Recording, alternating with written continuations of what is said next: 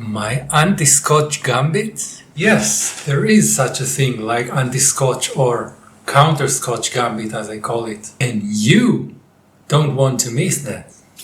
Surprisingly, it became so effective in my games. I got to win one game after another, after another, after another. It gave me so much tactical possibilities as well as ideas for the middle game. So first thing first, let's see what is the Scotch in general. E4, E5, Knight F3, Knight C6, and instead of the Italian or the Spanish, right? Some will play Knight C3, yeah, the 4 knights, and then D4, and some will play D4 right away. Okay, so this is the Scotch setup, okay?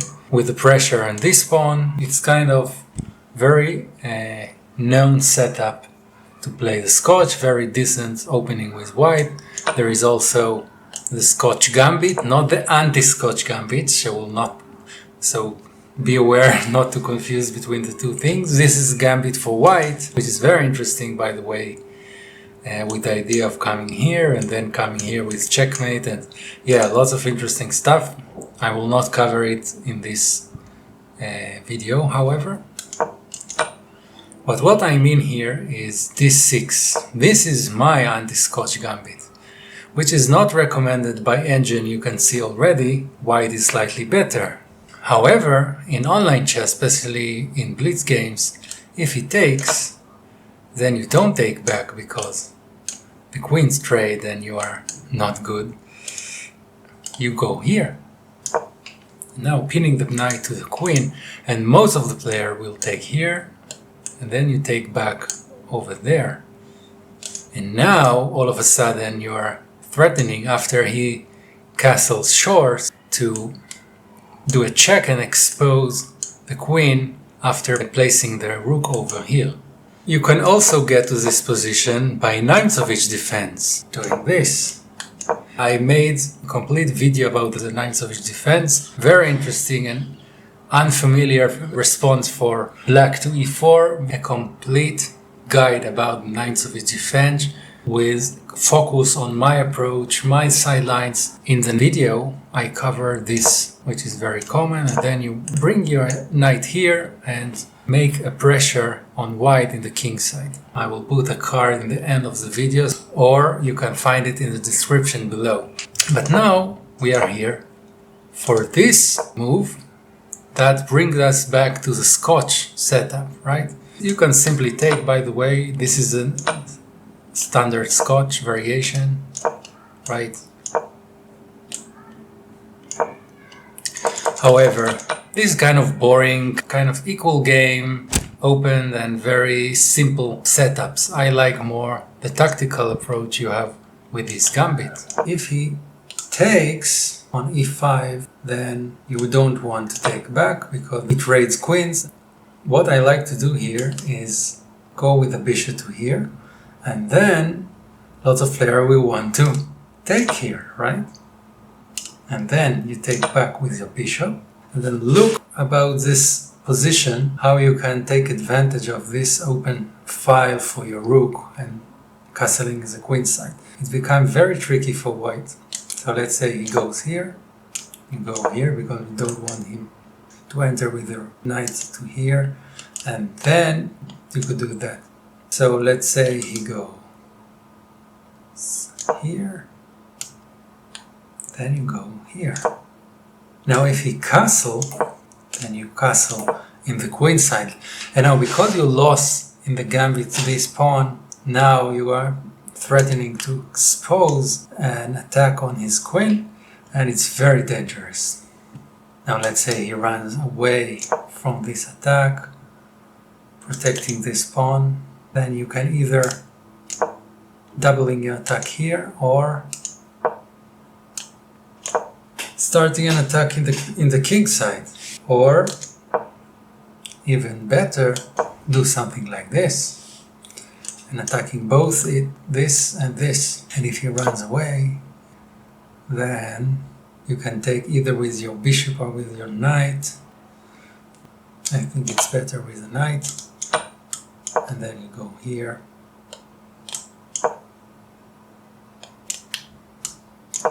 Something like that. And look, he is so worst here.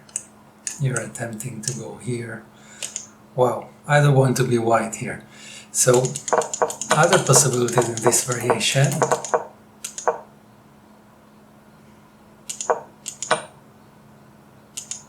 After he takes your poison pawn here, then, okay, and then he might do, I saw a lot of players play this, yeah, to close up the attack on the queen, and then you continue with your idea to castle in the queen side, to put your rook in front of the queen and then threaten, check if he goes here. Castle, you castle. Some of them will not notice, yeah? You can on the spot punish him with exposure, yeah? But many players will do this one, this move, yeah? But here what I do is castling the queen side. Let's say he noticed this problem and he wants to go here. Yeah, attacking your queen and your knight, very logical move. Now, look this one. Boom! Now, if he takes with a bishop, then you take with a bishop. And if you take to attack the queen, then you do check here. And then you will take with check his queen, right? And if you go here, it's so crazy. Now you take in d2, the knight, with check. And if the queen takes back, because his knight is already attacking your queen as well, so, but you still take. And now if he takes back your queen, and he has to, if not he's down a queen, you take this bishop with check and going to take the other minor piece, the knight on e4. You should not go there because there you take it with check. And if you go there, you simply take, and after forking the bishop and the rook over there, simply pin the pawn again. And if he goes, then you just take with check. And if he goes to the side, you just go back and you up 2 pieces. Totally winning. So yeah, crazy. So I gathered together games I played using this so-called Anti-Scotch Gambit, with the black pieces of course, and as you can see in the list that all the games I finished very quickly, from 17 moves to 33 moves, which is kind of middle game, right? And that implies that this opening provides you a lot of tactical opportunities to smash your opponent in the middle game with no need to get into an equal or slightly better ending game. So let's start with the first game. e4, knight c6, d4, here I played the Nimzowitsch, but the same structure of the so-called Anti-Scotch Gambit. So takes, and then my gambit, bishop g4, and then most of the player will take, and then all of a sudden you take there with a bishop. Knight c3, knight f6. At this point he played bishop to e3, which is kind of okay, but as you can see, I'm developing my idea, you will see. So bishop h5, g4, bishop g6, queen d2, and then my rook becomes very dangerous against his queen with a lot of tactics. So also castle in the queen side, you can see the evaluation bar that it was a very bad decision, because now I take here, I take in the e4 pawn, Even better was to do bishop to b4, because now he even worse. This is pin and this is p. Yo, this is crazy. And now if you go there, I taking the knight. If you go there, I also taking the knight. And then come with a queen over there. See how crazy tactics you have here with the black pieces. Anyways, he took, I took, now pinning the knight. And then defending with a bishop, queen f6, and then also providing another attempt to take here. Queen e6, very solid move, letting him to take the rook over there, but now I am attempting to go to the very dangerous take on a2, attempting to move here and mate him on the spot. So he ignored my threat. So now g5 to give some space to the king, which is reasonable. However, he's already finished here. Taking with a rook, queen h4, and now I just, he resigned, because if he move there, I just can mate here. So let's move to the next game. So taking, takes, take back, very common move. Knight c3. Usually today I would have played this. However, this is also a good move. You can see it's already changed the evaluation bar, keeping the pressure over there. And now he's attempting to take my bishop. I move back over again to g6, bishop d3, and now taking here with my knight. Take, takes, takes, take with check. I just gained my pawn back, and now his position is worse. You can see I'm already winning because I win another pawn. I'm also threatening moving this rook, my two rooks in the middle of the game. Again, his exposed king is very dangerous, and his queen. Let's go move on to the next game.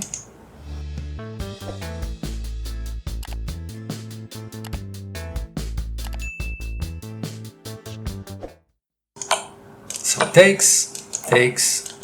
I decided not to castle in the queen side, even though I could have done that. The king is totally exposed over there, you know, in both bright squares and the b file. So, and now pinning my knight, castle short. Now h6, and now exchanging minor pieces. A very strong threat of checkmate. Then I have a pressure over there, but he even didn't make this move, so I just checkmate him in two moves, right? Check, he resigned. Now let's move on to the next game. Takes, bishop g4, takes, castle short, castle queenside, bishop g5, which is a very common idea in this position, h6, he made a very interesting move, knight to d5. However, remember this principle of queen e6 is very solid against this knight that's coming into d5, very common, because if you exchange, you just open up your rook to his g file. When he castle short is very bad for him. So that's what he did. And now I open up my file for the rook. Very dangerous for white. And as you can see now, I have the attempt to take here with check. Knight to h4, which is very bad, even though I'm already winning here. He should have played something else, like something like g3, letting go of his rook, but staying in the game by protecting this square better, this file.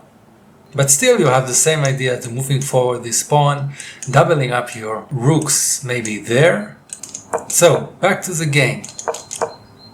He played a knight h4, And now I just take in e4, free pawn, Nami.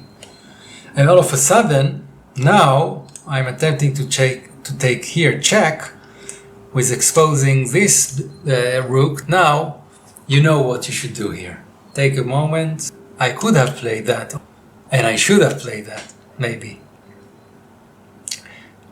Because checkmate in 2, you see double check. This and this, so he can't take this with a knight, because I also gave him a check over there. And when he move over here, then you checkmate here. So I didn't see that. I don't know why. You know this position when you have so many good options. So I just took there. But it's also winning. Takes, and then take check, and then take the queen, and then move in g4, take over there, queen over there, take the rook, and then forking his 2 pieces, and he just resigned. So, as you can see, another tactical game I won with black. And the last game, takes, same idea. This pawn is hanging in the center of the board, and now all of a sudden you can take with a queen. You will be surprised how many even decent players will do this mistake, because very attempting to attack both with the bishop and the knight, this knight. And as I said earlier, even if he take what he did, then you open up your file for the rook. So if he now castle in the king side, then he is exposed to very rigorous attack. You will develop in the king side with the rooks and so on, the bishop, your knight, everything. And if you castle in the queen side, it's also in trouble, as you saw earlier in the castling in the queen side game. Okay, so now forking my rooks, but I have the tempo to just attack the queen with this check. This would happen if it's not castling short. See how dangerous this setup is for white. Use it. So check, and taking the queen with check.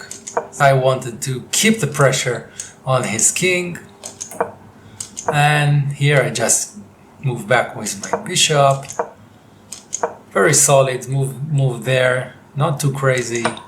And now taking there with the idea of checkmate him and take this rook or this rook. And then he moves there, check, takes, another material, takes, keep it simple, takes, and yeah. So these were my games, and yeah, you can see very quickly I smashed my opponent that played Scotch with white. Now let's briefly see what happens if white doesn't go d takes e5, which most of the player will do that, especially in blitz. Some of them will do d5, which is also reasonable. And then you get into a closed variation of the Nimzowitsch setup. Let's say c4 and g6. This is the same idea, and the Nimzowitsch we'll see in the guide of my Nimzowitsch defense.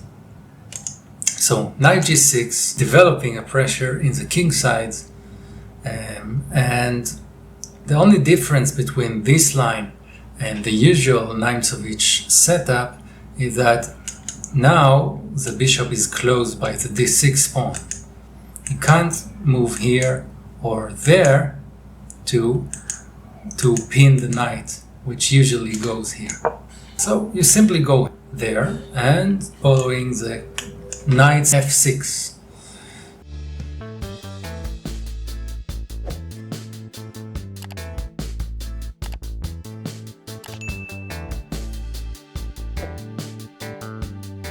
So over again, this is part of the Nimzowitsch. You can check the full guide I made up to elaborate more on this very interesting and surprising opening for black against e4. Now let's see what happens by bishop b5. Then you go to the Spanish variation, right? This is another thing, the Ruy Lopez. So what I like to do is either you can move into the Scotch variation, or you can do it before. And now if it goes here, then over again. It's the same idea of the Nimzowitsch. Alright? Same ideas. So now let's see the option of not taking here and not moving forward with the pawn. So we covered knight b5, but there are also knight c3. So knight c3, and then you just can continue with the same idea of knight g4. You see is the most popular move here, pinning the knight to the queen, and continue making pressure over here. You know, the idea to exchange pawns. And now, first of all, he can't take, but even if he defend it with, I don't know, let's say with a, let's say something like that, then you can take. Let's say if you take, and now you are ruining his pawn structure, and you are okay, even though for the evaluation bar you are a bit worse. I think it's kind of equal, and you have a lot of options here. Very boring game though, but yeah. So, however, let's see what the most played move here is bishop b5 to pin the knight, and then you just simply take here. And then you don't have, it's kind of back to Scotch or very traditional Scotch variation. And now you just can take, bishop c4, which is another popular move, in which you can just either to take or, you know, something solid like this, with the idea of knight f6, and you're doing quite fine. You can take. This is just traditional Scotch game. Castle short, bishop e7,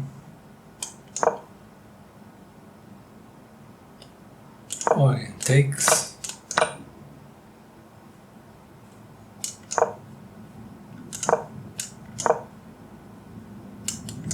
Yeah, do I fine, and you are even slightly better. You can see it with the evaluation bar. So yeah, it's more boring setup, but still it's very reasonable for black in most cases, and you can play it.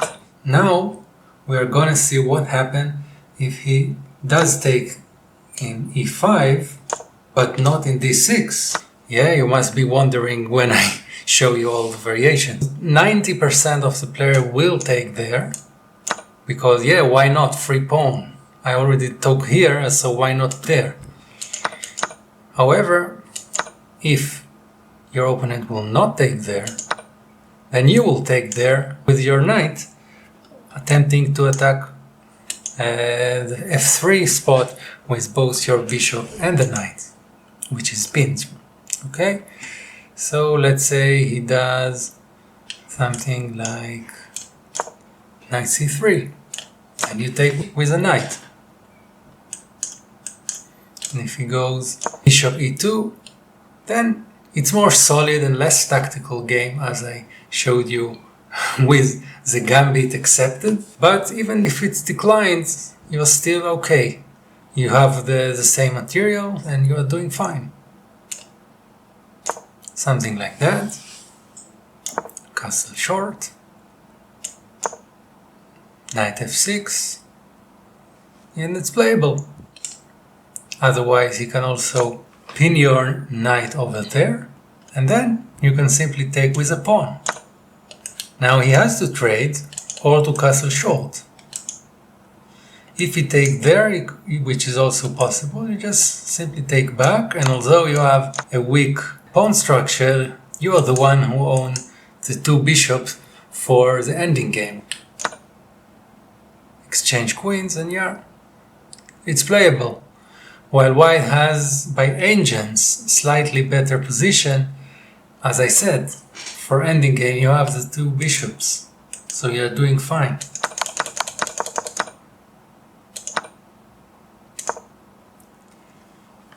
Finally, if you want to protect this pawn to gain the material, then you can simply take, because you are again offering exchange with the queens. You see? And if he takes, you are the one who exchange queens, and now you are far better. And if he doesn't, just go back. Wait, yeah. And if he doesn't take and exchange queens first, then you have a checkmate. And if you go back, okay, fine, you can do something like that, attempting to forking. The only logical move is knight a3, and then yeah, you just simply do something solid like f6, protecting your pawn, and you have a slightly better position. Now you can develop your attack in the king side, and if he castles, then h4, because he can't take, because you take and he loses his piece.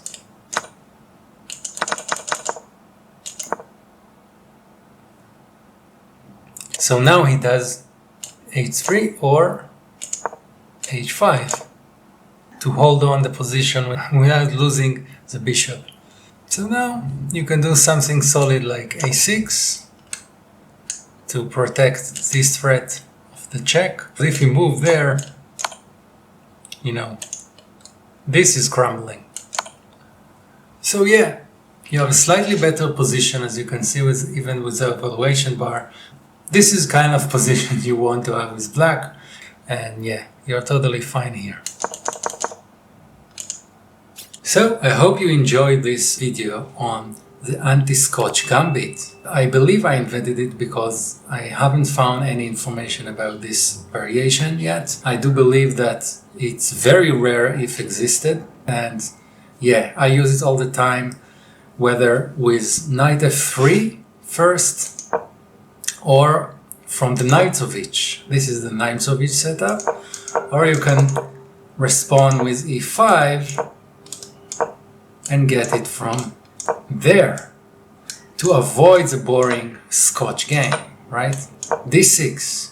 So, very surprising move. Most of the player will take here, and yeah, some of the player will do d5, and then you go to the Nimzowitsch setup. If you have any notes or comments about or questions about this line, please comment in the comment section below. I would love to see. Please tell me also if you tried it out with your online bullet or blitz chess, and tell me how it goes for you. Beyond that, if you are interested in more chess videos about the Nimzowitsch defense, here is a full guide that you can use to your favor. Surprise opponents that not many of them are aware of the Nimzowitsch setup, and crush them. If you want a response against d4, you can check this video. And on top of that, if you want more chess videos about opening or interesting game analysis I made, subscribe to this channel. And also, this channel is not just about chess, I have to say.